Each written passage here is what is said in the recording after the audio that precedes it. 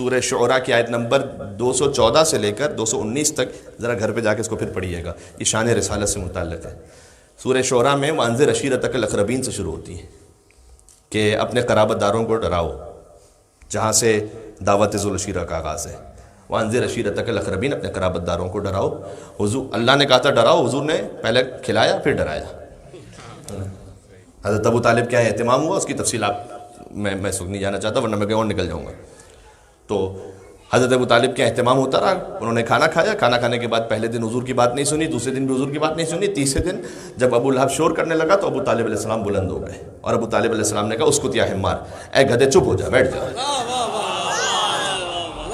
توہین رسالت پر پہلا فتویٰ تو ابو طالب علیہ السلام نے دیا۔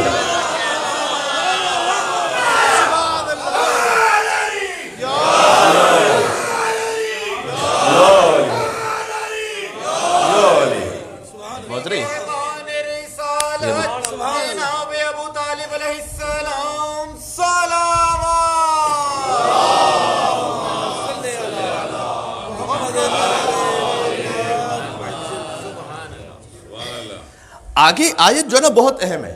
اللہ کبھی حضور کو کہے گا کہ کسی کے سامنے اپنے کندھوں کو جھکا دو، یہ اللہ نے ہم سے کہا ہے اپنے ماں باپ کے لیے، وَخْفِضْ جَنَاحَكَ مِنَ الذُّلِّ، اپنے والدین کے سامنے ذلت کے ساتھ اپنے کندھوں کو جھکا کے رکھو۔ یہ من الذل کو نکال دیجئے آپ، ذلت کے ساتھ۔ اس کے علاوہ کی جو تعبیر ہے وہ اللہ نے اپنے حبیب کے لیے استعمال کی۔ سورہ شعراء کی آیت نمبر وانذر عشیرتک الاقربین آیت نمبر 214 ہے، 215 پڑھیے۔ وَخْفِضْ جَنَاحَكَ لِمَنِ اتَّبَعَكَ مِنَ الْمُؤْمِنِينَ، اور رسول اپنے کندھوں کو جھکا دیجئے اس وقت کس کے لیے؟ لِمَنِ اتَّبَعَكَ مِنَ الْمُؤْمِنِينَ، جو مومنین میں آپ کا اتباع کرنے والے ہیں نا۔ کون تھا مومن بھائی؟ اس وقت مجھے وہ بتائے تو نہیں، کون تھا؟ فیصلہ تو کرو کون ایسا مومن ہے کہ اللہ اپنے حبیب سے کہہ رہا ہے کندھوں کو جھکا دو ان کے سامنے۔ سبحان اللہ، یہ آیت کاش ایک آیت حل کر لیں، حضور کے آبا و اجداد حل ہو جائیں گے۔ بات پہنچ رہے، مل کے صلوات بھیجیں محمد و آل محمد پر۔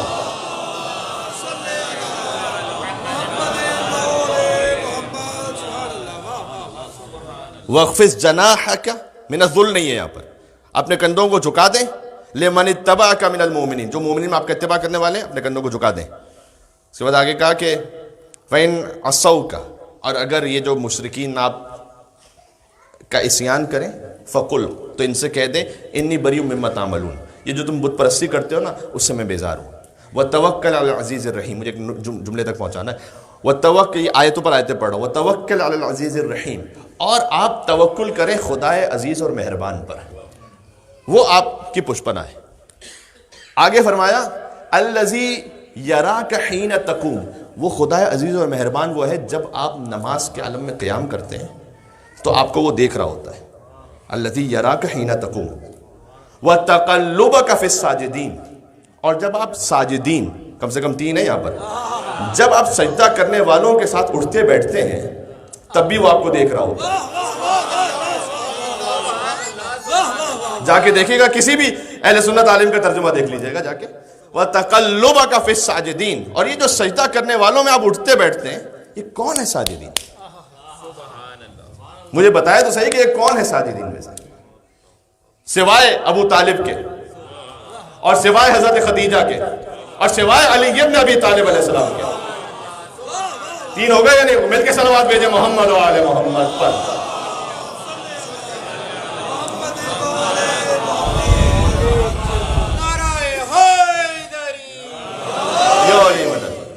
اللہ آپ کو دیکھ رہا ہوتا ہے کہ جب آپ قیام کرتے ہیں تب بھی دیکھ رہا ہوتا ہے، اور ساجدین کے ساتھ جب آپ تقلب فرماتے ہیں یعنی اٹھتے بیٹھتے ہیں، ان کے ساتھ سجدہ کرتے ہیں، کبھی اٹھتے بیٹھتے ہیں، اللہ آپ کو دیکھتا ہے۔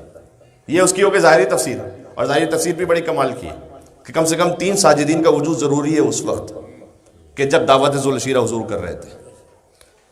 اور امام باقر نے فرمایا کہ اس کی ایک باطنی تفسیر بھی ہے، اور وہ یہ ہے کہ تقلبک فی الساجدین، حضور نے خود امام باقر علیہ السلام نے نقل کیا اپنے آباء و اجداد سے اور پھر حضور تک کہ تقلبہ من الانبیاء من نبی الی نبی من صلب الی صلب، کہ اللہ آپ کو دیکھ رہا ہے عالم انوار سے، کہ آپ ساجدین میں ایک نبی کے صلب سے دوسرے نبی کے صلب میں آپ کا نور منتقل ہو رہا ہے. فرمایا من لدن آدم من نکاح بغیر صفاح. حضرت آدم علیہ السلام سے لے کر یہاں تک اللہ آپ کو دیکھ رہا ہے کہ ساجدین میں جو انبیاء ہیں ان میں ایک نبی سے دوسرے نبی تک آپ کا نور منتقل ہوتا ہے. من نکاح، جو سب کے سب نکاح سے تھے، بغیر صفاح، جن میں کوئی ایک بھی ناپاکی نہیں تھی، من لدن آدم علیہ السلام، حضرت آدم علیہ السلام سے یہاں تک. یہ حضور کے پورے شجرے کی ضمانت لی اللہ سبحانہ وتعالیٰ نے قرآن میں. اب میں کیا کروں، کوئی اور بد نصیب ہو تو ہو، ہم وہ خوش نصیب ہیں کہ جو حضور کا شجرہ ہے وہی علی ابن ابی طالب کا شجرہ ہے. ایک ہی ہو گیا نا. اور کبھی علی علیہ السلام سلام.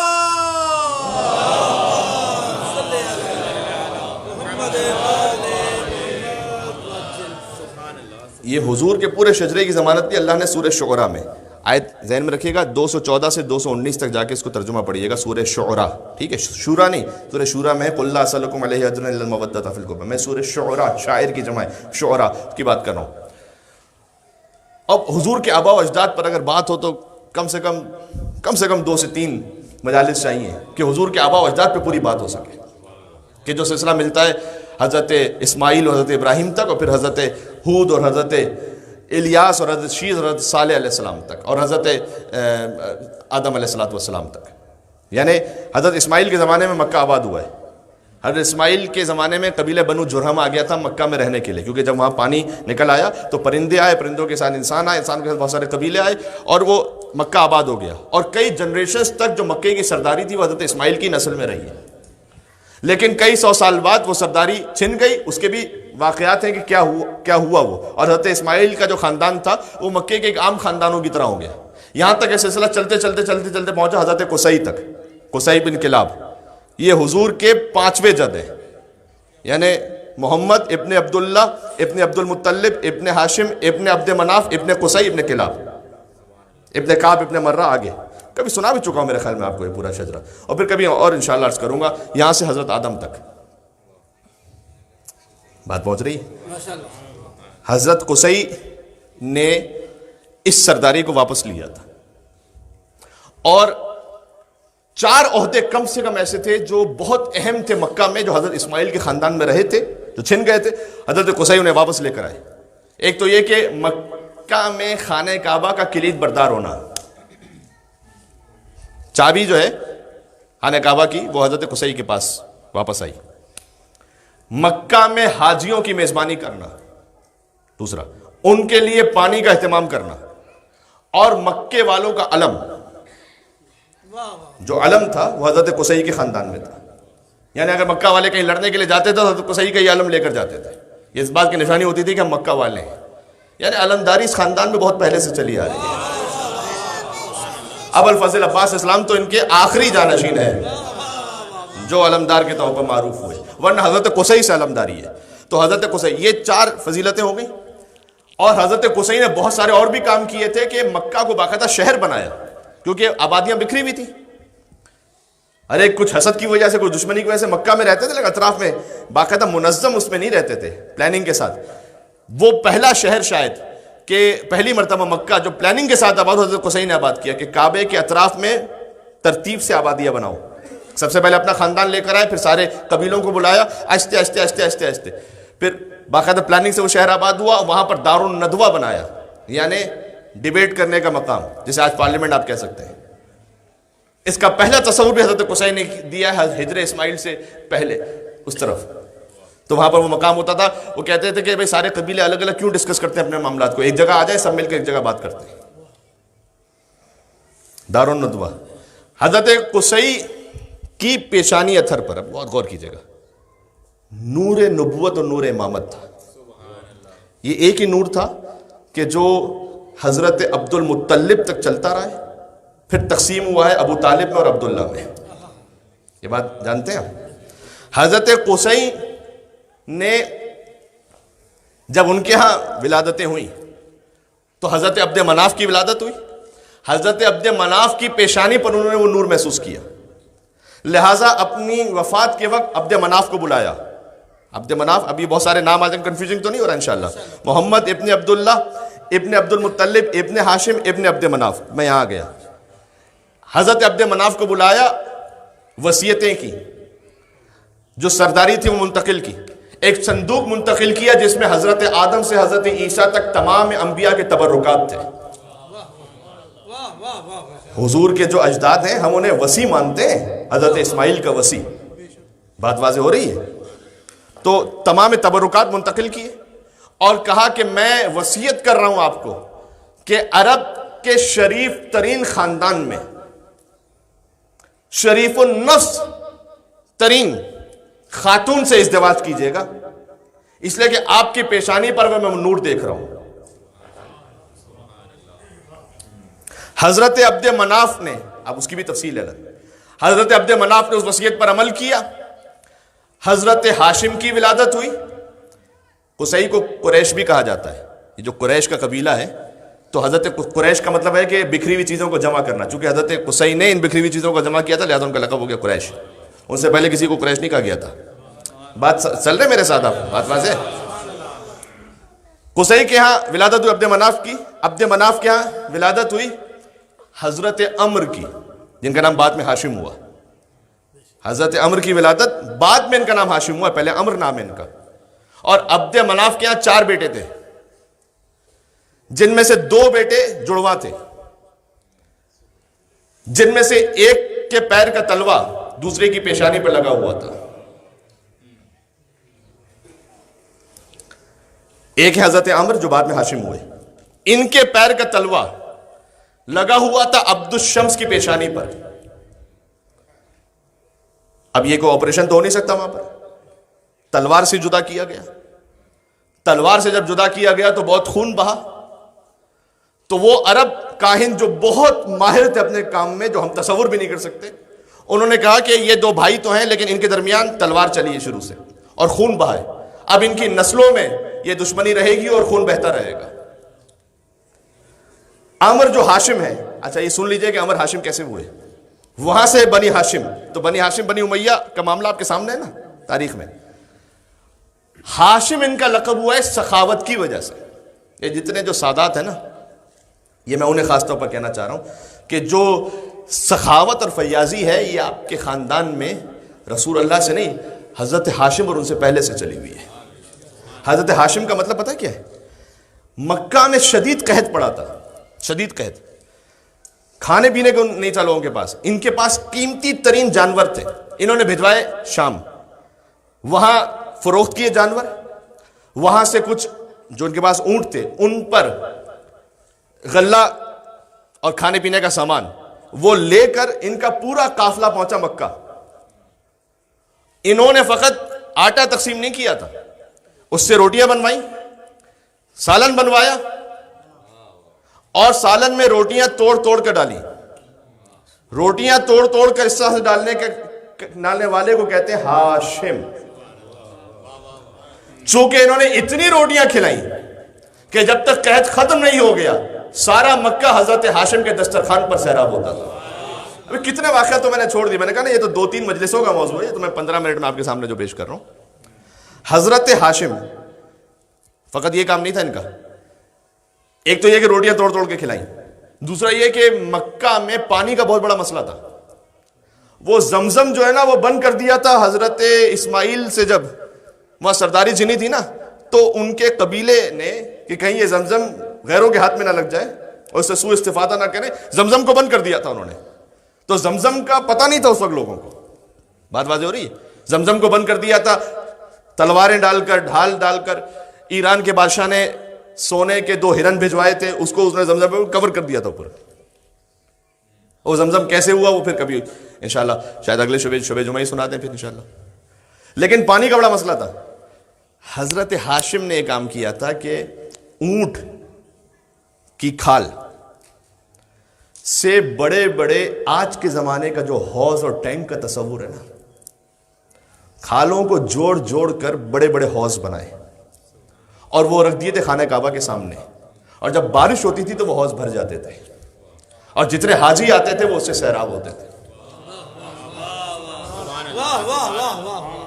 یہ سکائی بھی اس خاندان میں پہلے سے چلی آ رہی ہے. اللہ اکبر.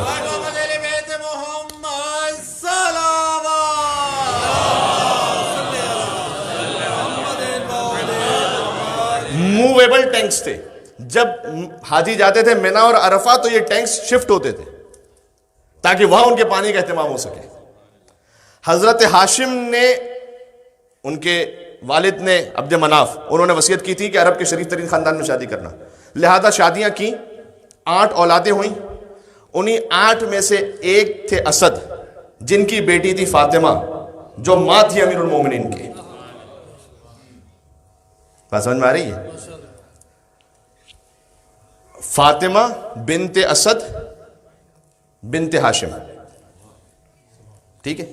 ابو طالب ابن عبد المطلب ابن ہاشم. یہ بات واضح ہو گئی. یہ چچا زاد تھے ابو طالب اور فاطمہ بنت اسد، کہ جن کے ازدواج سے امیر المومنین کی ولادت ہوئی ہے. اب یہ پورا خاندان کا نقشہ سمجھ میں آ رہا ہے شجرہ؟ اچھا، حضرت ہاشم نے ازدواج کر لیے، 8 اولادیں ہو گئیں، لیکن ابھی تک انہوں نے یہ محسوس، کہہ رہے ہیں مجھے محسوس نہیں ہوا کہ ان 8 میں سے کسی میں بھی یہ نور منتقل ہوا ہو جو میری پیشانی میں ہے. اس کا مطلب ہے کہ ابھی وہ بچہ آنا ہے کہ جس تک یہ نور پہنچے گا. وہ خانہ کعبہ کے پاس گئے، پردہ پکڑ کے دعا کی کہ پروردگار، میں نے یہ اتنے ازدواج کر لیے ہیں، اتنی اولاد ہو چکی ہے، اب عرب میں میری نگاہ میں اور کوئی اتنا شریف خاندان مجھے نہیں پتا، تو پروردگار تو میری رہنمائی کر تاکہ یہ جو اسلاب شامخہ سے ارحام مطہرہ میں نور منتقل ہو رہا ہے.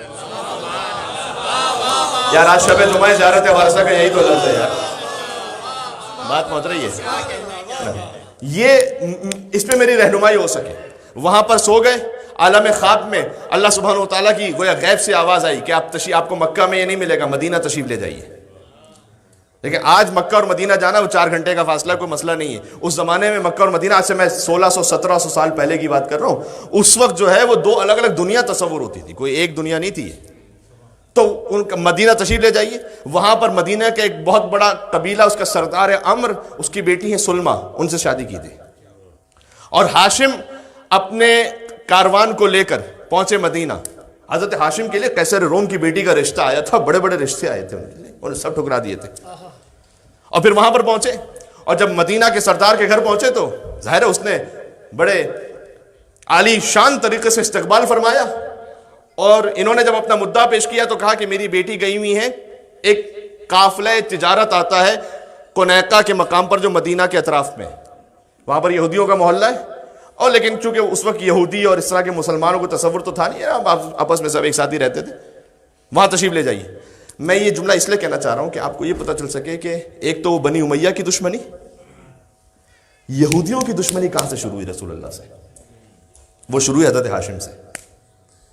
حضرت ہاشم کا رشتہ ہے، لیکن عمر نے یہ کہا کہ میں اس وقت تک ہاں نہیں کہہ سکتا جب تک اپنی بیٹی سے اجازت نہ لوں، لہٰذا میرے ساتھ چلیے اس تجارتی، جو بھی آپ میلہ کہہ لیں، جو بھی مقام کہہ لیں. حضرت ہاشم جب وہاں پہنچے تو انہوں نے وہاں خیمہ لگایا ہے سرخ اونٹ کی کھال کا. اب یہ خیمہ لگنا تھا کہ وہاں تو تاجروں نے تجارت چھوڑ دی، بات کرنے والوں نے بات چھوڑ دی. انہوں نے کہا یہ کون آ گیا کہ جس کے پاس سرخ اونٹ کی ایسی کھال ہے کہ اس کا وہ خیمہ لگا رہا ہے. سرخ اونٹ یعنی ہیرے جواہرات سے بھی بہت بڑی بات ہوتی تھی عرب میں.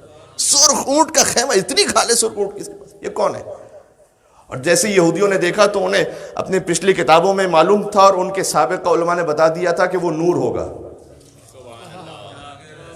یہ رشتے آپ کو سمجھ میں آ رہے ہیں؟ یہ میں وجہ سے بیان کر رہا ہوں کسی. انہوں نے دیکھا کہ یہ تو وہی ہے کہ جس کی پیشانی پر وہ نور نبوت ہے.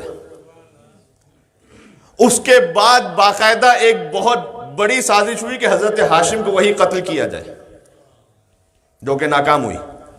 وہ سناؤں گا پھر کبھی اور. اب 10:05 ہو گئے. یہ کوشش کی گئی کہ حضرت سلمہ پر کوئی ایسا اثر اور جادو کیا جائے کہ وہ شادی نہ کریں. بہرحال یہ سب ناکام ہوئے.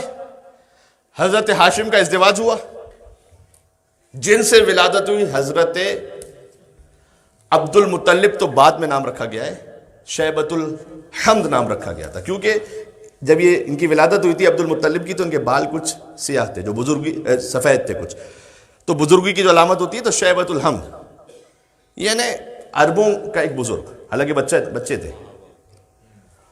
اور مطلب، عبد المطلب نہیں، مطلب جو حضرت ہاشم کے بھائی تھے. حضرت ہاشم کی وفات کے بعد یہ مدینہ میں رہتے تھے، انہیں مدینہ سے لے آئے تھے، اور یہودیوں سے چھپانے کے لیے کہ وہ مکہ سے آ کے اس شیبۃ الحمد کو قتل نہ کر دیں. تو جب یہ آئیں گے تو نام ڈھونڈیں گے کہ وہ شیبۃ الحمد کون ہے وہ بچہ.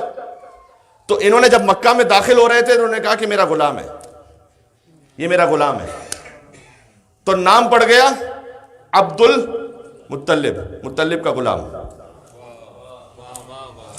ایسے یہودیوں سے بچایا عبد المطلب کو. اب پھر کبھی اور سناؤں گا. عبد المطلب کے ہاں ابو طالب اور عبداللہ کی ولادت ہوئی، اور وہ بھی بڑا ہی دلچسپ واقعہ ہے کہ اس کے بعد حضرت ابو طالب علیہ السلام نے وہ جو 100 اونٹ ایک قتل کا دیا ہے نا، وہ حضرت ابو طالب علیہ السلام کے زمانے سے قائم ہوا کہ انہوں نے اونٹ قربان کیے. یہ بات تھی کہ حضرت عبداللہ کو ذبح کر دیا جائے گا، اسی خاطر ہے کہ حضور نے کہا تھا کہ انا ابن الذبیحین، میں 2 ذبیحوں کا بیٹا ہوں، ایک اسماعیل علیہ السلام، ایک حضرت عبداللہ علیہ السلام. اس کے مقابلے میں 10 اونٹ دیے، پھر 20 اونٹ دیے، پھر 30 قرآن نکالا جاتا تھا نا، پھر 30 اونٹ، پھر 40 اونٹ. اب یہ میں اس واقعے کو بہت مشوش نہیں کرنا چاہتا آپ کے ذہنوں میں. حضرت عبداللہ کی صلب میں وہ نور پہنچا، اور وہ نور 2 حصوں میں منتقل ہو چکا تھا. نور امامت ابو طالب سے علی میں پہنچا، نور نبوت عبداللہ سے محمد مصطفیٰ میں پہنچا. ایک حدیث سن لیجیے گا، بات ختم کر رہا ہوں. اہل سنت حوالے سے میں حدیث نقل کر رہا ہوں کہ حضور نے فرمایا کہ ان اللہ تعالی خلق الانبیاء من اشجار شتى، اللہ نے تمام انبیاء کو الگ الگ درختوں سے پیدا کیا. وخلقنی وعلیا من شجرۃ واحدہ، اور مجھے اور علی کو ایک درخت سے خلق کیا. انا اصلها، میں اس درخت کی جڑ ہوں. وعلی فرعها، علی اس درخت کی شاخ ہے. والحسن والحسین اثمارها، حسن اور حسین اس درخت کا پھل ہے. آپ کے لیے کہا ہوا شیعؤنا اوراقها، ہمارے شیعہ اس درخت کے پتے ہیں. آپ پتے ہیں. یا علی مدد.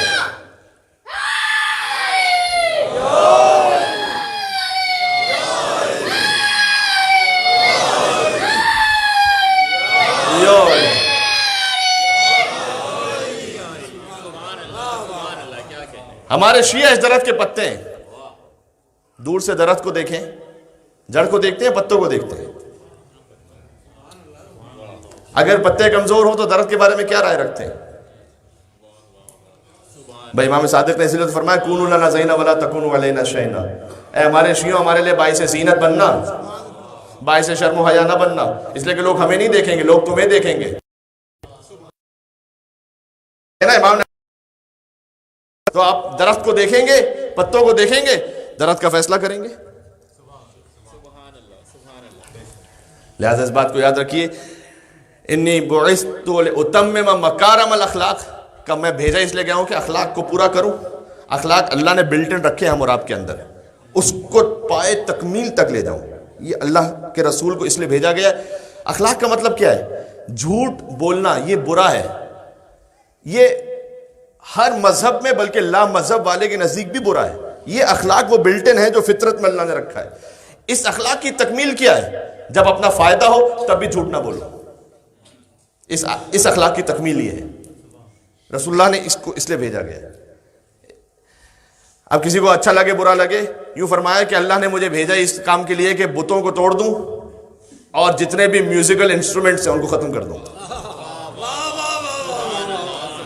اب میوزک سننے والا وہ سمجھ جائے کہ وہ بتوں کے ساتھ رسول اللہ نے رکھا ہے اس کو. میں تو کچھ نہیں کہتا. بات واضح ہو رہی ہے.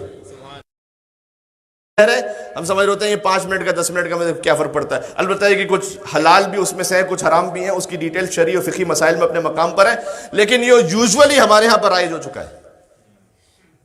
موبائل میں ہے, ڈیسک ٹاپ میں ہے, لیپ ٹاپ میں, ہر جگہ پر یہ خباثت ہے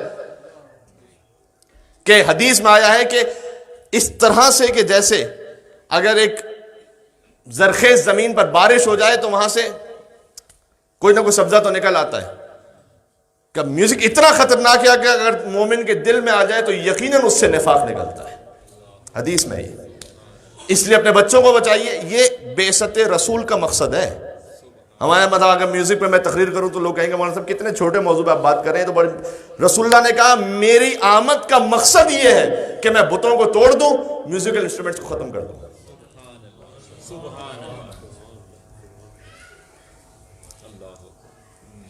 جی بالکل سناٹا ایک دم.